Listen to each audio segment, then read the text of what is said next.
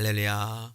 오늘도 주님의 사랑과 은혜가 저와 사랑하는 성도 여러분들의 흘러 넘치기를 예수님의 이름으로 축복합니다. 금일은 이혼, 독신이라는 말씀의 제목으로 함께 하나님의 말씀을 나누고자 합니다. 우리는 금일 본문 전에 용서에 관하여 하나님의 말씀을 배웠습니다. 주님은 제자들에게 용서하기를 7번뿐 아니라 70번까지 알려주심으로 용서에 대한 한계를 정하지 말고 계속해서 용서해 주어라 라는 것을 우리는 배웠지요. 그럼 오늘은 예수 그리스도께서 가르쳐 주시는 이혼과 독신에 관한 말씀을 성도 여러분들과 함께 살펴보고자 합니다. 혹시 성도 여러분들의 가정은 안전하십니까? 통계청에 의하면 우리나라의 2024년도 이혼 건수가 9만 1,000건, 2005년도에는 통계가 8만 8천 건이 이혼했다고 합니다. 즉 1000명당 1.8명 혹은 1.7명이 이혼을 하고 있는 상황이 우리나라의 현실입니다. 또한 결혼하지 않고 독신으로 사는 남녀의 비율을 확인해 보니까요, 30대 이상 남성과 여성들, 독신으로 살고 있는 사람들이 50% 이상 비율이 넘는다라고 합니다. 이게 대한민국의 현실입니다. 이처럼 이혼과 독신에 관한 문제들이 우리의 삶에 너무나도 밀접하게 관련이 있다라는 것입니다. 그렇다면 예수님 당시에도 이러한 이혼의 아픔 때문에 그리고 독신을 겪고 있었던 사람들이 있었을까요? 네, 존재했습니다. 오늘 이러한 주제에 관하여 함께 고민하고 하나님의 말씀을 나누는 시간을 가지도록 하겠습니다. 문제의 발단은 이렇습니다. 예수 그리스도께서요, 마태복음 18장에 있는 내용들을 이제 말씀을 다 마쳤어요. 갈릴리를 떠나 유대 지경에 이릅니다. 이 발걸음은 십자가의 길이고요, 하나님의 뜻을 이루는 길입니다. 네, 그러한 가운데 많은 이들이 주님을 따르죠. 여기서도 주님께서요, 병고침 은사가 발생하게 되고 많은 이러한 기적들이 발생해요. 이러한 가운데 바리새인들이 등장합니다. 그들이 예수 그리스도를 시험하기 시작하지요. 그 시험의 내용이 바로 이혼에 관한 내용입니다. 네, 먼저 마태복음 19장 3절 볼게요.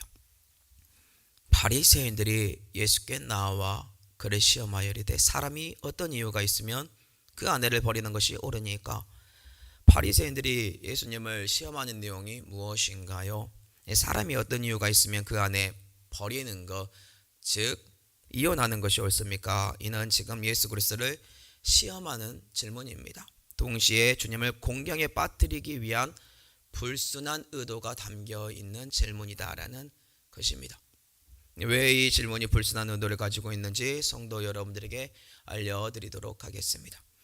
참고로 이 당시에 바리새파는요, 두 파로 나누어집니다. 먼저는 율법의 해석에 다소 자유롭고 유연한 해석을 하는 힐렐파가 있습니다. 두 번째로는요, 엄격하게 율법주의를 따르는 샴마이파가 바리새파로 있습니다. 이 두 파로 나눠집니다. 여기서 힐렐파 같은 경우는요, 오늘 질문의 의도처럼 여성에게 어떤 이유가 있잖아요. 언제든지 이혼이 가능하다라고 주장하는 바리새파입니다. 그리고 샴마이파는 아니다, 간음 외에 이혼하면 안 된다라고 외치는 파가 샴마이파입니다. 이러한 병행이 있는 가운데 결국 주님은요, 어떠한 주장에 대한 답을 지금 하더라도 다른 견해를 주장하는 학파로부터 공격을 당할 수밖에 없는 상황에 놓여 있다, 그런 질문이에요. 이러한 상황 가운데 주님께서 만약에 어떠한 이유든지 이혼 가능합니다 라고 말을 하게 되죠. 그러면 이는 힐렐파의 의견이나 혹은 자유주의로 매도될 가능성이 있고요, 그와 반면 가능한 경우에 이혼할 수 없습니다 라고 이렇게 말을 하잖아요. 그러면 지금까지 사역한 모습 있죠. 죄인의 친구로 대했던 주님의 모습 위선자구나 라고 매도당할 수밖에 없는 아이러니한 상황에 주님이 놓였다라는 거예요. 결국 바리새파 질문은요, 예수님을 불편하게 할 뿐만 아니라 시험에 들게 하고 공경에 빠지는 질문이다라는 것을 우리 쉽게 파악해요. 그렇다면 예수 그리스도께서는 어떻게 대답을 하셨는지 한번 보도록 하겠습니다. 마태복음 19장 4절에서 6절입니다.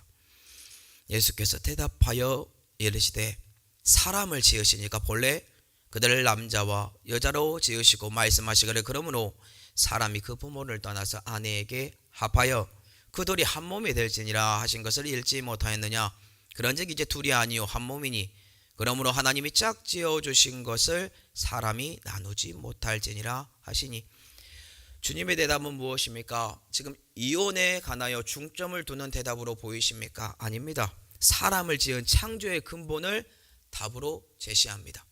본래 사람은 남자와 여자로 창조된 존재들로서 차별이 있는 존재들이 아님을 알려줍니다. 하지만 이때 당시에 여성들의 위치는요, 남자들보다 낮았고 차별을 받는 존재들이었습니다. 창조의 원리에 의해 보면 여성과 남성은 동등한 하나님의 창조물입니다. 이미 주님이 사는 당시에 시대의 흐름을 보잖아요. 남자가 여자를 서로 존중하면서 도와주기는커녕 그러한 분위기가 아니었다. 이 당시의 배경, 남자들이 군림하는 가정, 이 분위기, 지금 현재 그들이 품고 있는 인식이 잘못됐다라고 비꼬고 있어요. 이뿐만 아니죠. 부모란 그의 부모를 떠나서 서로가 이제 둘이 아닙니다. 한 몸을 이룬 존재들입니다. 동등합니다. 존중해야 됩니다. 이 말씀을 지금 상기시켜주고 있습니다. 결국에는 하나님의 말씀에 입각한 말씀이며 본질이며 성경은 남녀 평등에 입각한 일부 일처제를 보여줌과 동시에 한 몸이 될지라는 하나님의 명령을 통하여 남녀가 한 몸을 이루는 것은 선택사항이 아니라 필수사항이다라고 주님이 말씀하고 계시다라는 것입니다. 이는 결국 창조의 근본을 따라 서로가 서로를 사랑하고 아껴주며 정신적, 육체적, 영적으로 깊은 유대감으로 하나가 되는 것뿐만 아니라 함께 같은 목표를 가지고 걸어가고 함께 멍에를 메고 함께 나아가는 가정을 이루어야 한다는 것을 의미합니다. 이에 바리새인들이 그러면 묻고 있죠. 그러면 어찌하여 모세는 이혼 증서를 주어서 버리라고 하였습니까? 예, 주님께서 알려줍니다. 이는 너희의 완악함 때문이다. 원래 아내를 버리는 것이 허용되지 않았으나 너희의 완악함 때문에 아내 버리는 것을 허락하였다라고 정확하게 알려주십니다.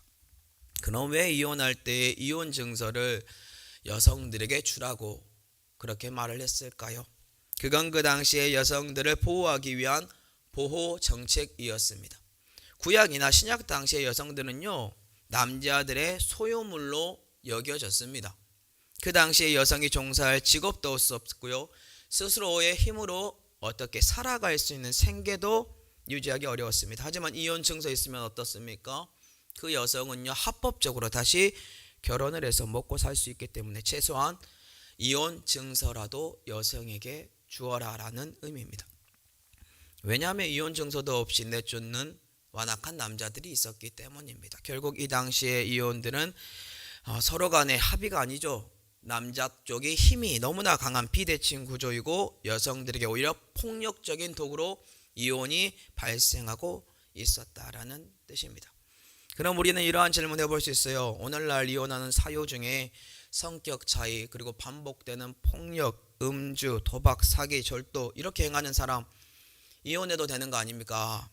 이를 바리새파 두 부류로 나누어서 해석을 먼저 해보겠습니다.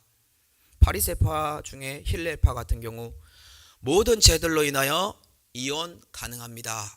성격 차이, 음주, 폭력, 도박, 사기, 절도 등 다 가능합니다 라고 여러분들에게 해석할 겁니다. 그리고 바리새파 중에 산마이파는 이렇게 말을 하겠죠. 성격 차이요, 음주요, 기타 등등 그러한 사유로 이혼하면 안 됩니다. 하지만 간음을 행했을 때 이혼 가능합니다 라고 여러분들에게 알려줄 것입니다. 그 다음에 주님은 어떻게 대답했을까요? 마태복음 19장 9절입니다. 내가 너희에게 말하노니 누구든지 음행한 이유 외에 아내를 버리고 다른 데 장가드는 자는 간음함이니라. 예수님의 대답 또한 산마이파처럼 동일한 것처럼 보이고 있습니다. 간음 외에 이혼을 허락하지 않는 것처럼요. 그런데 여기에는 예수님과 산마이파의 가장 큰 차이가 존재합니다. 산마이 같은 경우는요, 그 파는 이혼에 대한 기준을 율법에 근거하였습니다. 즉 법에 근거한 이혼 조건, 하나님의 말씀을 율법으로 가지고 오고 법으로 허용했다라는 거죠. 이에 반해 주님의 기준은요, 이혼에 초점을 두고 있지 않습니다. 오히려 그 당시에 이혼하는 구조를 비판함과 동시에 결혼의 본질과 관계 회복에 중점을 두고 있다라는 것입니다. 우리는 주님이 이러한 이유, 왜 이유 있으니까 이혼해도 되지 않습니까? 성경에 나와 있잖아요. 가능하면 이혼하면 되지 않습니까? 처럼 바리새파의 산마의 아파처럼 그렇게 물어볼 수 있습니다. 근데 주님은 아니다라고 합니다. 그럼 지금 마태복음 19장 9절의 말씀을 살펴볼게요. 주님도 음행한 이후에 아내 버리고 다른 데 장가들면 가늠함이라고 했으니까 음행한 이유 이혼해도 되는 것 아닙니까? 가늠하면요. 질문할 수 있죠. 네, 가늠한 이유로 이혼을 허용하고 있습니다. 성경은. 또한 그런데 주님의 본심은 뭐라고요? 그게 아니다. 이 구절을 오히려 주님께서 이혼에 대한 답을 제시했다기보다 가정을 소중하게 여겨라. 여성을 보호해 주어라. 이혼을 쉽게 생각하는 남성들의 그 태도를 버려라. 창조의 질서 가운데 남자와 여자가 한 몸을 이루는 것이 무엇인지 고민해라. 결혼의 본질을 다시 파악해라. 부부간의 관계 속에서 소중하게 여기고 가정을 지켜야 한다라는 것을 감추고 있고 내포하고 있습니다. 그렇다면 만약에 예수 그리스도께서 가늠하면 이혼이 가능하다라고 율법적으로 말씀하시면 어떠한 오류가 생기게 될까요? 바리새파 중에 산마의 하파가 되는 거죠. 그럼 한번 질문해 보겠습니다. 우리는 죄인입니까? 아닙니까? 우리는 모두 다 죄인입니다. 그럼 우리는 죄인들로서 주님을 믿기 전에 사단을 섬기는 존재들이었다면, 그렇게 본다면 기존의 신랑 되시는 주님을 버리고 간음을 버린 음녀가 맞습니까? 아닙니까? 우리는 하나님을 버리고 사단을 섬기는 음녀들입니다. 즉 모두 다 하나님을 버리고 사단을 섬김으로 간음죄를 지은 존재들이다라는 것입니다. 하지만 성경을 조금이라도 안다면 답이 쉬워져요. 가령 호세아서를 가지고 와보겠습니다. 호세아가 음녀 고멜과 결혼을 합니다. 결혼을 했는데 그 여인이 간음을 합니다. 그런데 그 간음죄를 저질렀음에도 불구하고 다시 그 여인을 받아주고 있는 게 성경입니다. 하나님의 사랑입니다. 그리고 그것은 상징이죠. 하나님이 호세아고 간음한 고멜이 이스라엘입니다. 그 사람들을 다시 받아줍니다. 그러면 하나님은 간음한 존재인가요? 간음죄를 지은 존재인가요? 잘 생각하시기 바랍니다. 성경의 정체적인 흐름 가운데 핵심인 예수 그리스도의 십자가 사건을 안다면 하나님은 이혼을 하라고 발버둥치며 죄를 범하라고 그렇게 말을 하는 것이 아니라 죄인된 우리, 간음한 우리를 사랑한다고 회복시켜주고 있구나. 하나님이 원하는 가정은 회복에 있구나. 이혼을 말하는 것이 아니라 결혼이라는 아름다운 공동체를 세워가고 있구나. 이것을 아주 쉽게 발견하게 된다라는 것입니다. 결국 성경은요, 간음죄를 보면 이혼 가능하다라고 말을 합니다. 그리고 신약에 가서 바울 또한 말을 하죠. 믿지 않는 사람 헤어지고자 하면 헤어져라 말을 합니다. 근데 더 깊은 의미는 무엇인가요? 이혼에 대한 어떠한 것을 허용하기보다 가정의 회복에 더 큰 중점을 두고 있고 창조에 있었던 근본, 부부의 근본을 말하고 있다라는 것이에요. 실제로 그 당시에 헬레파 바리새인들 그리고 주위에 있었던 남자들은 이혼을 너무나 쉽게 생각합니다. 여성들은 물건으로 취급했습니다. 이 얼마나 성경에 위배되고 있는 상황인가요? 안타까운 상황이죠. 성경을 안다고 말을 하는 이들이 이혼을 조장하고 있고 원하는 가정, 자신들이 원하는 가정, 하나님이 원하는 가정을 세우고 있지 않으니까요. 이제 주님의 대답에 제자들이 질문합니다. 그 질문의 요지는 이렇습니다. 남자들이 이렇게 쉽게 여성들에 대하고 이혼할 건데 그러면 장가들지 않는 것 좋지 않습니까? 주님께 질문하죠. 이 질문의 의도는요, 제자들 또한요 그때 당시에 사람들과 동일하게 여성들 업신여겼습니다. 이혼을 조장하는 그 문화에 제자들도 젖어 있었고 자신들 또한 여성들을 하대할 것이며 이혼할 수도 있는 존재들이기 때문입니다. 이뿐만 아니라 이제는 한 여인만 받아들이고 충실해야 된다. 이 주님의 말씀이 그들에게는 억압입니다. 구속으로 다가왔습니다. 이는 결국 그 시대의 바리새인들과 남자들만 뿐만 아니라요, 제자들 또한 예수 그리스도께서 가르치고자 하는 결혼에 대한 근본을 정확하게 파악하지 못하고 있었기 때문에 이러한 질문을 했다라는 거예요. 만약에 제자들이 남자와 여자가 자신의 부모를 떠나 한 몸을 이룬다 라는 이 거룩한 진리의 말씀을 믿고 따르는 존재들이었다면 이혼에 대한 그리고 이 독신에 대한 생각 품지 않았죠. 어서 여성을 존중하고 하나님의 가정을 꿈꾸고 만들어 가는 존재들이 됐을 것입니다. 하지만 그렇지 못하기 때문에 차라리 독신으로 살아야 하지 않느냐 제자들이 말을 하고 있다라는 거예요. 이에 주님께서 제자들에게 알려줍니다. 오직 타고난 자만이 독신으로 살 수 있다. 이러한 자들은 하나님께서 허락한 사람들만이 가능한데, 이들은 모태로부터 고자도 있고 사람이 만든 고자도 있고 천국을 위하여 스스로 된 사람도 있다라고 알려져요. 이는 보편적인 사람들에게 적용할 수 없는 독신이죠. 특수한 경우입니다. 이 특수한 경우 제외하면 모든 이들은 결혼해야 된다, 가정을 소중하게 가꾸어야 한다라고 오히려 반증하는 대목입니다. 참고로 오늘날 독신으로 살아가는 분들이 너무나 많이 있습니다. 각자의 사정이 있고 가정을 이루지 못하는 각자의 이유들이 있죠. 주님께서 알려주는 독신은 하나님 나라를 위한 특수한 상황 외에는 모두 다 가정을 꾸리다라고 알려주고 있습니다. 말씀 맺겠습니다. 오늘날에도 수많은 분들이 이혼 문제로, 독신 문제로 살아갑니다. 또한 이미 이혼을 마음에 먹고 상담하러 교회에 오는 분들 참 많이 있습니다. 그런 분들께 하나님의 말씀 율법적으로 내밀면 그분들은 상처가 될 것입니다. 하지만 이것만 기억하시기 바랍니다. 예수님은요, 바리새인들이 말하는 이혼의 그 기준으로 여러분들을 잣대를 세우고 있지 않습니다. 오히려 이혼을 허용하는 힐렐파도 아니요, 법의 근거로 간음죄 지었다고 잣대를 세우는 산마이파도 아닙니다. 오히려 예수님은 창조의 근본, 가정, 그 부부의 모습을 알려주고 여러분들을 보호하기를 원하고 회복시키기를 원합니다. 너무나 사랑하니까요. 궁극적으로 우리가 만들어가야 할 이 가정은 이 땅에서의 가정으로 끝나지 않습니다.